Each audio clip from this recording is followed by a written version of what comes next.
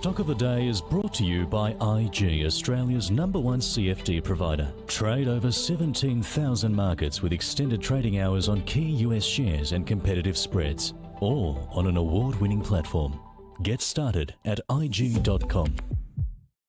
The stock of the day is Netwealth. It is asking the federal government for assistance to repay nearly 1,100 customers who lost just over $100 million in the collapse of the First Guardian retirement investment scheme. Now, Netwealth says that it believes the scheme and manager, Falcon Capital, engaged in fraudulent conduct. It says that sufficient evidence exists, in its view, to establish that losses arose from fraud and the legal requirements for assistance have been met. The corporate regulator, ASIC, is investigating companies involved in the collapse of First Guardian, including Netwealth. ASIC is suing equity trustees over the collapse. Share price of Netwealth, approaching 1 p.m. here in Sydney on this Monday afternoon, is $32.17, up by 1.3%.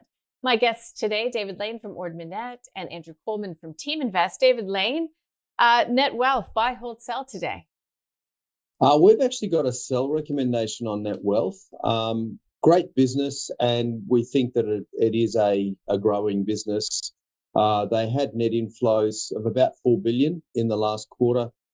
Although, interestingly, we did notice that the last 3 months of the quarter, the latter part of the 3 months, they had a bit of a slowdown in inflows. And as you mentioned, they had that exposure to First Guardian, so they lodged the application for financial support from the government. We don't know what the outcome of that will be, and probably won't know that for a number of years, unfortunately. But as I said, we've got a sell recommendation on it. Our target price is $18.60, so we think they're pretty fully priced, trading on a PE ratio of 67 times.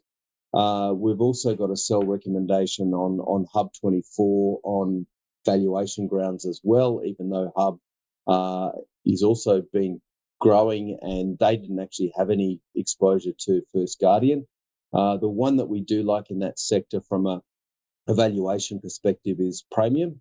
It's trading at a much cheaper PE ratio. They're trading at around 27 times. So we think that there's further upside in Praemium. They've recently announced a number of agreements with Bell Potter and other groups around the country. So, yeah, we think that Praemium is better value than Netwealth. And, surprised that today's announcement, the share price is actually up after the disclosure of the $101 million exposure to First Guardian. Andrew, buy, hold, or sell for Netwealth? I might just take this in two parts because I think it's really useful to talk about the operations of Netwealth and a company, and then the huge potentially existential risk that applies to this entire sector that Shield and First Guardian have uncovered. So firstly, Netwealth as a business basically ticks all the boxes that we would like at Team Invest from a quantitative analysis point of view. Very high return on equity, north of 50%. That's a 5.0, not 1.5. Same thing with return on capital, growing at about 20% per annum with over 90% stability, no debt, founder management in charge who have great reputations for their honesty, capability, and ethics. The challenge, of course, recently has been the PE. The market has fallen in love with these administration platforms. And usually the market falls in love with things just about the time when the black swan event happens. And I think that's exactly what we're starting to see here with platforms and Shield and First Guardian, because ASIC's view, or seems to have taken the view, ASIC, that these are not just administration providers, shopping centres for financial planners to pick products, but they actually carry risk as if they are the manager or the custodian of the funds on their platform. And that's a material risk that I don't think investors have been factoring in appropriately, because it wasn't on the radar. No one thought there were black swans until they arrived in Perth in the 19th century. And it's the same thing here. If you think about it, Netwealth's got over 100 billion roughly on their platform. If they are now at risk that any time an investor loses money who uses their platform, for the value of any losses suffered, it doesn't take a big percentage drop in the market or in the performance of something like a fraud to wipe out all of their profits, not just now, but for multiple generations.